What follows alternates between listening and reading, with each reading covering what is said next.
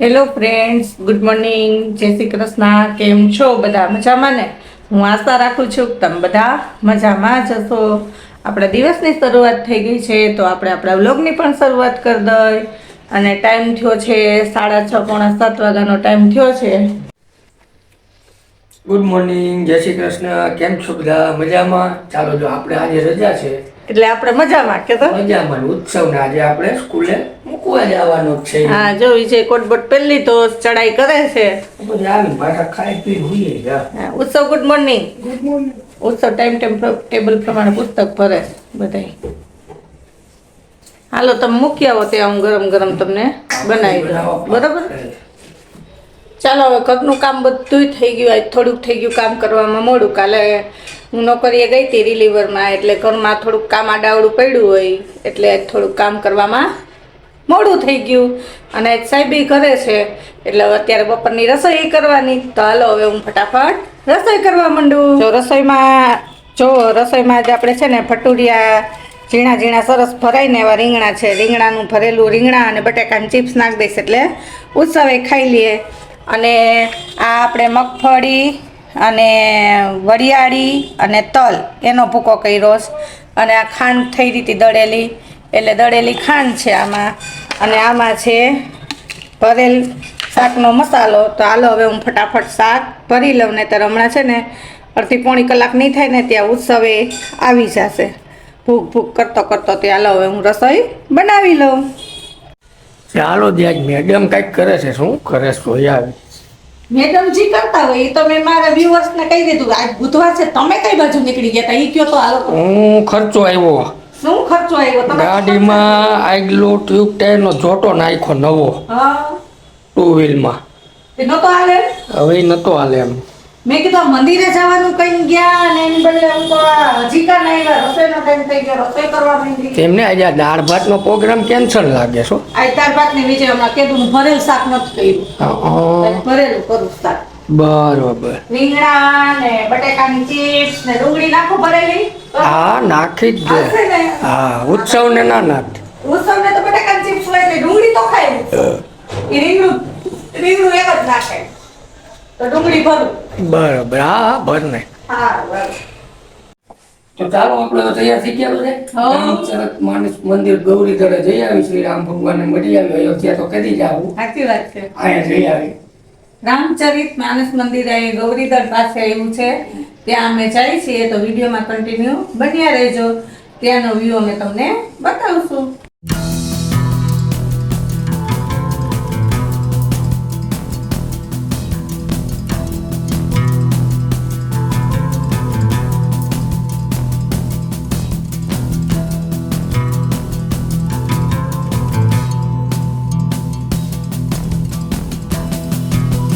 ચાલો, ફાઇનલી હવે અમે રતનપર જે રામચરિત માનસ મંદિર છે ત્યાં પહોંચી ગયા છીએ. અને રાજકોટથી અંદાજિત 20 કિલોમીટરના અંતરે આ મંદિર આવેલું છે.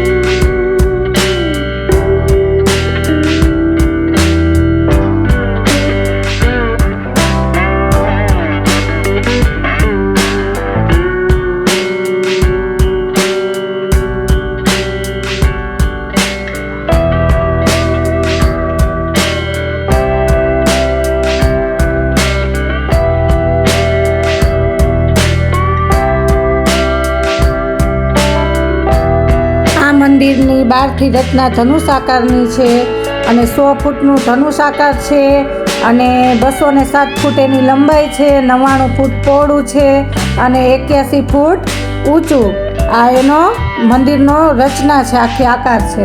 અહીં આખી આરસપાણના શિલાલેખમાં આખી રામાયણ દર્શાવવામાં આવી છે અને એના કાંડ પણ દર્શાવવામાં આવ્યા છે.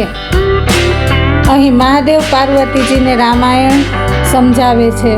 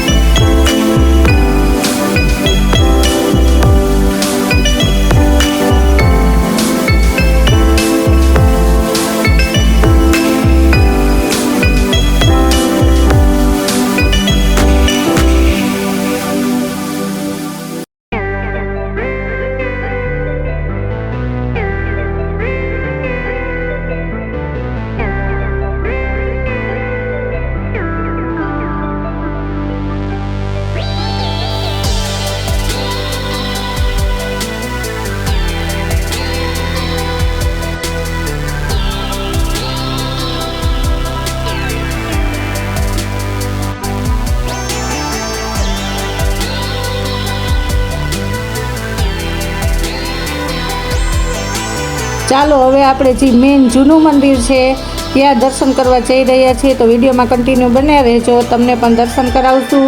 અને આ મેઇન મંદિર છે એની સ્થાપના ઈસવીસન 1970માં થઈ હતી અને તે જૂનું મંદિર છે, એટલે આખરે લગભગ 52 વર્ષ જેવું એ જૂના મંદિરને થઈ ગયું છે. આ પથ્થર તરતો પથ્થર છે, રામ નામનો પથ્થર, આપણે 11 કિલોનો પથ્થર છે અને જો એની ઉપર સિક્કોર નાખવાથી આપણા મનની મનોકામના પૂરી થાય છે. અને જો સતત તરતો જ રહે, નજર સમક્ષ જો નીચે તળિયા સુધી પાણી છે અને એ પથ્થર ઉપર તરે. જો આટલું અહીંયા મંદિરે રામ ભગવાનનું હાથ છે. રામ નામના પથ્થર ઈ તરી ગયા આવી છે, એ ખોટી વાત નથી, એમ કે આ સત્ય હકીકત, સત્ય ઘટના. 11 કિલોનો પથ્થર છે આ. એટલે એક નાનો પથ્થર નાખીને તો પાણીમાં તળિયે વયો છે. રામેશ્વરથી સંત પધાર્યા હતા અને એ સંત રામ સેતુ એથી આ પથ્થર લાવ્યા હતા અને એ પથ્થર આપણે હજી એને પૂજીએ છીએ અને એ રામ નામનો પથ્થર તરે છે અને મનની મનોકામના પૂર્ણ કરે છે. આ મેઇન જૂનું મંદિર છે ત્યાં પહેલાં શાંતિ પ્રસાદ લાલજી બાપુ, મનહરલાલજી બાપુ અને રણછોડદાસ બાપુ પધાર્યા હતા અને રણછોડદાસ બાપુના કહેવાથી ડોંગરેજી મહારાજના હસ્તક ઈસવીસન 1970માં આ મેઇન મંદિરની સ્થાપના થઈ છે. અને પહેલાં આપણા ગુજરાતમાં ક્યાંય એટલે કે રામચરિત માનસ મંદિર નહોતું, ફક્ત કાશીમાં જ હતું અને ત્યારબાદ આપણે અહીંયા મંદિર બનવામાં આવ્યું. અહીં સરસ મજાની ગૌશાળા પણ છે અને ગૌશાળામાં 70 ગાયો છે. અને એક કામ મને બહુ ગમ્યું કે ગાયોને આપણે શ્રીરામ ને સીતારામ કહીએ ને એટલે બધી ગાયો દોડતી આપણી પાસે આવે છે. આટલા દૂરથી ગયા હોય તો આરતીનો લાભ લીધા વિના થોડું હવે અમે તો આરતીનો પણ લાભ લીધો હતો.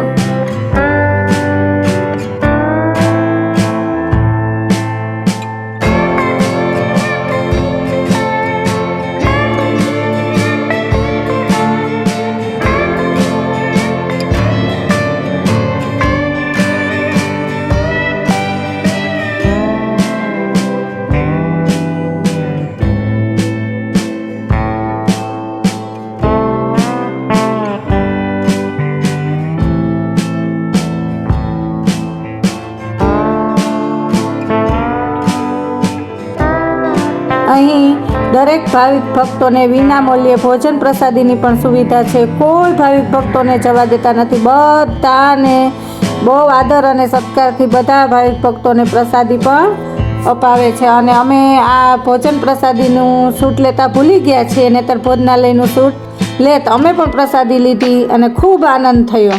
તમે પણ આવો, એક વખત ફરવા જેવું સ્થળ છે અને એક વખત શ્રીરામના દર્શન કરવા આવો. અયોધ્યાની યાદ અપાવી દે તેવું સરસ મજાનું મંદિર છે.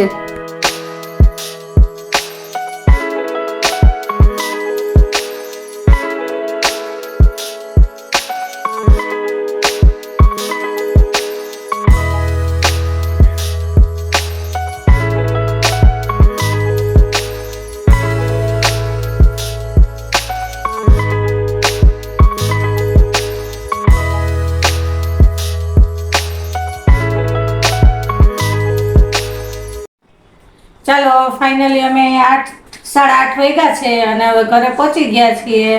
તો આજના બ્લોગમાં આટલું જ. અમને તો ખૂબ આનંદ થયો. મંદિરે જઈને દર્શન કર્યા, ભોજન પ્રસાદી પણ લીધી. તમે પણ એક વખત ચોક્કસ જાજો. આપણે રાજકોટથી તો 20 કિલોમીટરના અંતરે જ મંદિર આવેલું છે અને અમને ખૂબ મજા આવી. અને જો તમને પણ અમારો વિડીયો જોઈને મજા આવે તો અમારી ચેનલને લાઈક કરજો, શેર કરજો અને ચેનલમાં નવા હોય તો જરૂરથી સબસ્ક્રાઈબ કરી દેજો. મળશું હવે નવા બ્લોગ સાથે.